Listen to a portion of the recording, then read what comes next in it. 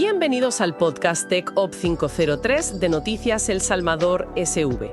Se ha modificado el nombre ya que el contenido de la información de este podcast es tan amplia que resulta difícil embarcarla y limitarla a un solo nombre.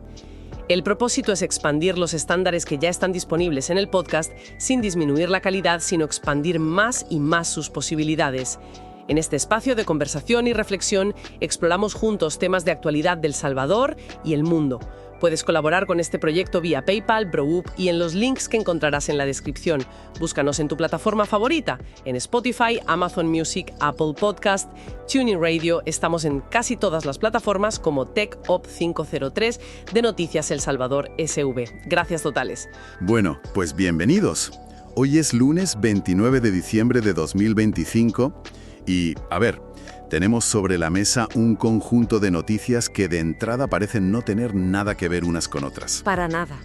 Vamos a analizar las claves del día saltando de la economía de una familia en El Salvador a la más alta geopolítica. Y la misión de hoy es precisamente esa, ¿no?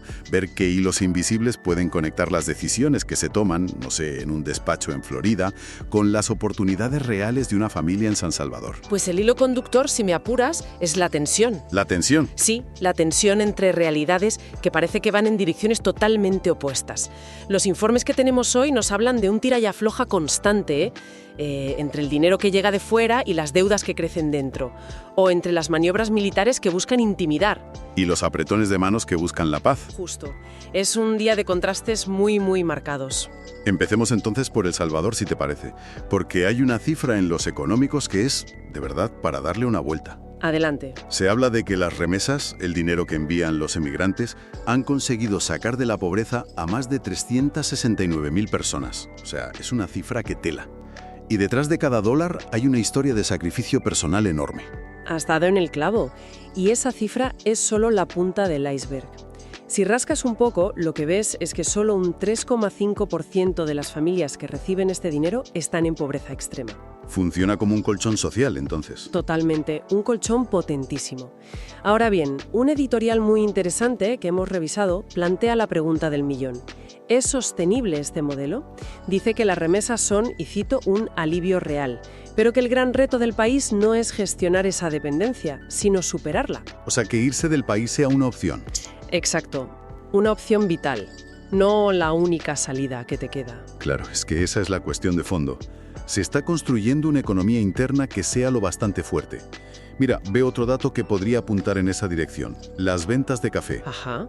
Entre enero y noviembre de este año, de 2025, han supuesto 163,2 millones de dólares. No es una cifra menor, ¿eh? Habla de un sector productivo con músculo. Es una buena noticia sin duda, y cada noticia así es un paso en la dirección correcta. El problema, como siempre, es la escala.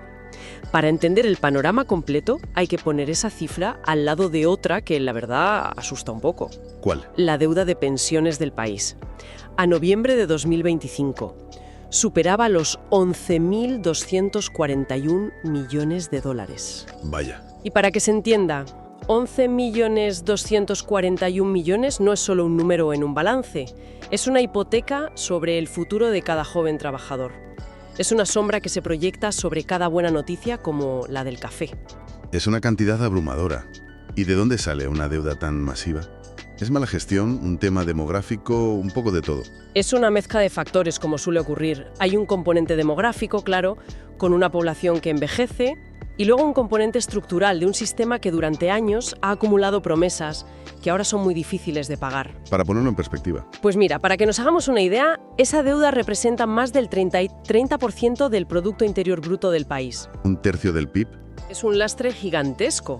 Limita cualquier política de inversión o desarrollo. Por eso se menciona que hay un debate muy intenso ahora mismo sobre una posible reforma de pensiones. Es que no hay más remedio que meterle mano a ese problema. Entendido. Y esa presión económica nos lleva casi de forma natural al siguiente punto, la migración. Claro. Pasamos de hablar del impacto del dinero que envían los migrantes a la realidad de quienes deciden irse. Los datos de hoy señalan que más de 5.000 salvadoreños han sido detenidos en Estados Unidos a lo largo de 2025, la mayoría en Texas y California. La gente se sigue yendo.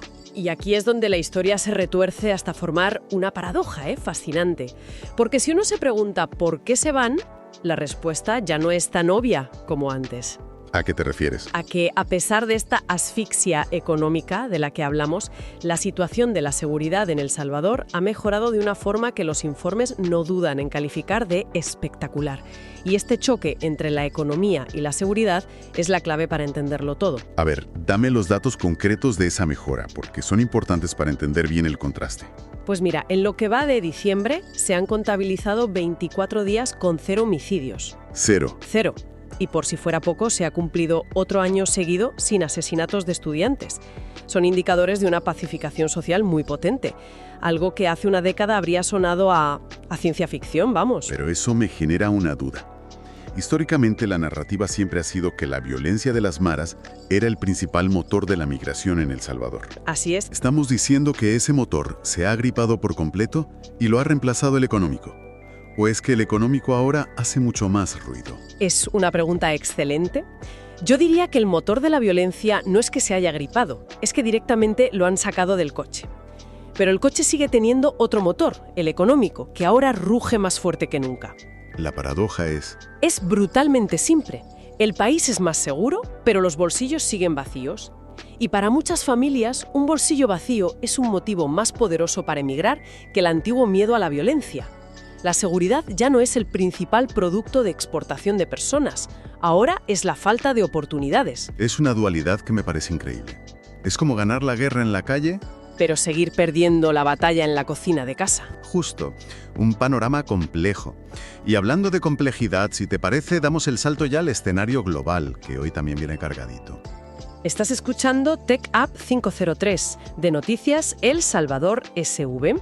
Si encuentras valor en este análisis, considera apoyar el proyecto a través de los enlaces de PayPal en la descripción. ¡Adelante! Pues China está demostrando su poder con una fuerza militar abrumadora. Ha lanzado unos ejercicios militares sorpresa alrededor de Taiwán, bautizados como Misión de Justicia 2025. Y ojo, que no es una simple maniobra. No. Han movilizado a todas las ramas de su ejército, tierra, mar, aire y la fuerza de cohetes. Es una declaración de intenciones en toda regla. Y es un error verlo solo como un mensaje para Taiwán. Si conectamos esto con otras noticias que llegan de China, vemos que no es una demostración de poder aislada.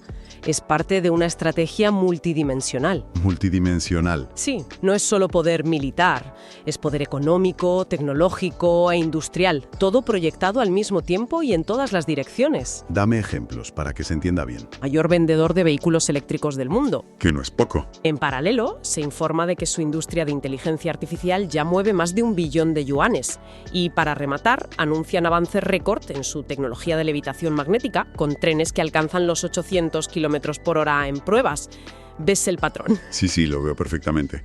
No es solo un mensaje militar a Taiwán. Exacto. Sino un mensaje global de estamos aquí y competimos en todos los frentes. Una estrategia de poder total. Exactamente. Es decirle al mundo, y sobre todo a Estados Unidos, que la competición ya no se libra solo en el mar de China Meridional, sino en los concesionarios de coches de Europa, en los laboratorios de IA y en las infraestructuras del futuro. Pues si China exhibe el poder duro, al otro lado del globo vemos en juego otro tipo de poder, la diplomacia bajo presión en Mar-a-Lago. Ahí el presidente de Estados Unidos, Donald Trump, intenta desenredar 2 de los conflictos más enquistados del planeta. Empecemos por Oriente Medio. Reunión con el primer ministro israelí Benjamin Netanyahu sobre el alto el fuego en Gaza. Un alto el fuego que es de todo menos alto. Los informes lo describen como un castillo de naipes. Los puntos de fricción son evidentes. Jamás aceptó la tregua, pero no se ha desarmado, que era una condición clave. Claro. Israel, por su parte, sigue lanzando ataques esporádicos que califica de preventivos. Y para echar más leña al fuego, está la amenaza constante de Hezbollah en la frontera con Líbano. Es un polvorín. ¿Y la gente que vive allí cómo lo percibe? ¿Hay alguna esperanza de que esto aguante? ¿O es solo una pausa para coger aire? La esperanza, la verdad, brilla por su ausencia. Hay un dato demoledor de una encuesta del Israel Democracy Institute. Revela que el 71% de los israelíes... 7 de cada 10. 7 de cada 10 dan por hecho que habrá una guerra a gran escala con Hezbollah el próximo año. Esto te indica el nivel de desconfianza que hay. Nadie cree que el status quo sea sostenible. Se habla de una posible fuerza internacional de estabilización. ¿Podría ser esa la solución? Sobre el papel suena bien, pero plantea una pregunta fundamental que nadie parece querer responder en voz alta. ¿Y es? ¿Estaría esa fuerza internacional dispuesta a hacer el trabajo sucio? Es decir, ¿tendría el mandato y sobre todo la voluntad de enfrentarse y desarmar a un Hamás que sigue operativo y desafiante?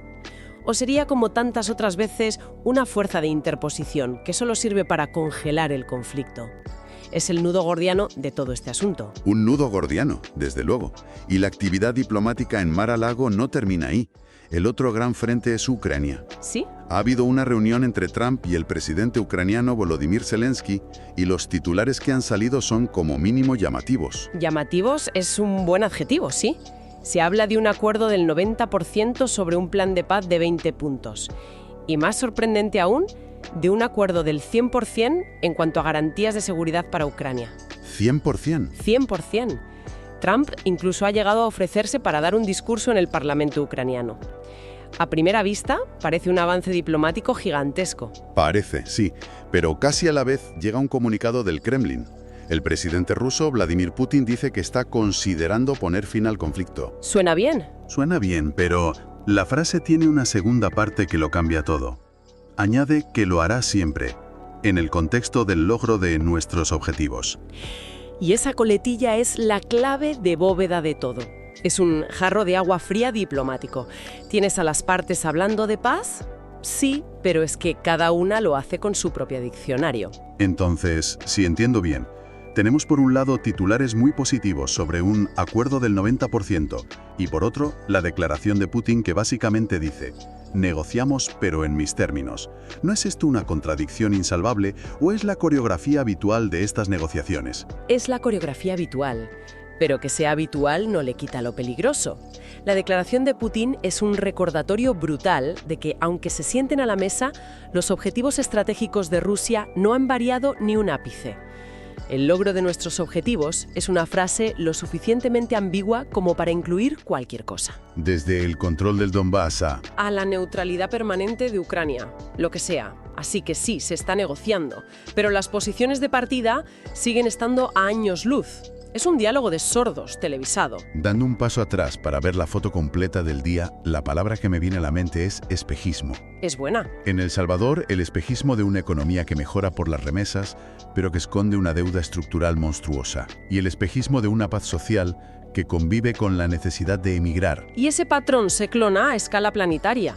Tenemos el espejismo de la paz en Ucrania y Oriente Medio, con grandes cumbres y declaraciones optimistas, mientras por debajo la desconfianza y los objetivos irreconciliables siguen intactos. ¿Y mientras tanto? Y mientras tanto, el poderío militar de China, que no es ningún espejismo, sino una realidad cada vez más tangible que redibuja el mapa del poder mundial.